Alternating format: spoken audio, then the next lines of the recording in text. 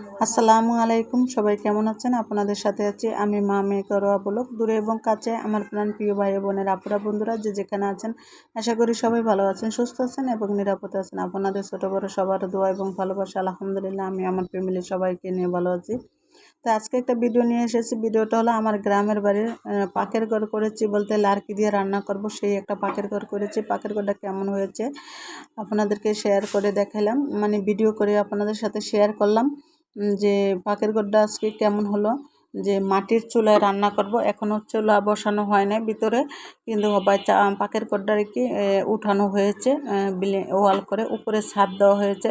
ছাদের নিচে আবার যে এটারে কি বলে, আড়া পাইল দেওয়া হয়েছে, আড়া দেওয়া হয়েছে। এই তো ঘুরে ঘুরে দেখালাম। আর যেহেতু আড়া দেওয়া হয়েছে তাই সেখানে উপরের বাউন্ডারিটা, উপরের মানে ওয়ালটাই বলেন, উপরের ওয়ালটা একটু ফাঁকা ফাঁকা সিধে সিধে রাখছি, কারণ হচ্ছে যদি কিছু রাখি তা ফর্সা হবে, তাই সেজন্য ফর্সার জন্য। আর এই তো আড়া দেওয়া হচ্ছে। আর এই যে ফাঁকাগুলো দেখতেছেন এগুলাতে গ্রিল বসানো হবে। এই যে এটা হলো জানালা, মানে একটা বড় করে জানালা রাখছি, যেহেতু পাকের ঘর তো তাই একটু আলো বাতাসের দরকার আছে। সবসময় তো আর কারেন্ট থাকে না, গ্রামের বাড়িতে সবসময় কারেন্ট থাকে না, সেটা তো সবাই জানেন কম বেশি।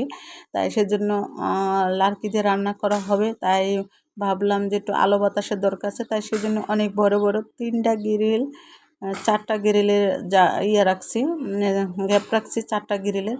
একবারে মানে এক সাইডে পুরোটাই ফাঁকাই রেখেছি। এই যে দেখেন 1টা 2টা, তারপরে একটা 3টা। আর এই যে এই সাইডে চুলা হবে, এই যে খালি জায়গাটা দেখতেছেন এই সাইডে চুলা হবে। আর এই তো ওয়াল পিলারগুলা ধারা করানো হয়েছে, দেখেন কত সুন্দর করে। আর এই যে কাঠের এগুলো দেখতেছেন এগুলো হলো আড়া, এগুলারে আড়া বলে, আমাদের গ্রামে আড়া বলে, জানি না আপনাদের গ্রামে কি বলে জানি না। আর গ্রামের বাড়ি তো একটা পাকের ঘর প্রয়োজন হয়ই, লার্কি দিয়ে একটা পাকের ঘর প্রয়োজন হয়। আর গ্রামে তো আর গ্যাস নাই, ওটা সিলিন্ডার ব্যবহার করতে হয়, তাই সিলিন্ডারে যতই ব্যবহার করুক তারপরও লার্কি দিয়ে রান্না করতে হয়। বেশি মানুষ মেহমান বা অনেক সময় অনেক কাজের লোক টোক থাকে, তাই দেখা গেছে যে লার্কি দিয়ে রান্না করতে হয়, সিলিন্ডারে রান্না করলে পোষায় না, তাই সেজন্য আর কি এইভাবে করে আমি লার্কির ঘরটা চুলার ঘরটা বানানো হলো, যে মাটির চুলার ঘরটা বানানো হলো।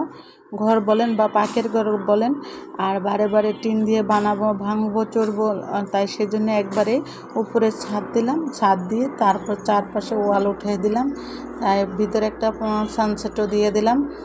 তারপর বেসিন কল সব কিছুই আছে এর ভিতরে। আর এটা হলো বাইরের সাইডটা, এই বাইরের সাইডটা আস্তর করা হয় না, আশা করি আস্তরটা হয়ে যাবে কিছুদিন পরে, কারণ হচ্ছে এখন তো সময় নেই হাতে যে আস্তরটা করব, কারণ আমি তো ঢাকায় চলে যাব, তাই সেজন্য আর কি ভাবলাম যে যতটুকু করেছি আলহামদুলিল্লাহ, বাকিটা আবার পরে আইসা করব। তাই আমার ভিডিওটা যদি আপনাদের কাছে ভালো লাগে লাইক কমেন্ট শেয়ার করতে ভুলে যাবেন না। আশা করি বন্ধুরা যে যেখান থেকে আমার ভিডিওটা দেখবেন কমেন্টের মাধ্যমে বলে দিবেন, যে কমেন্ট করে বলে দিবেন যে যে যেখান থেকে ভিডিও দেখবেন সে বলে দিবেন।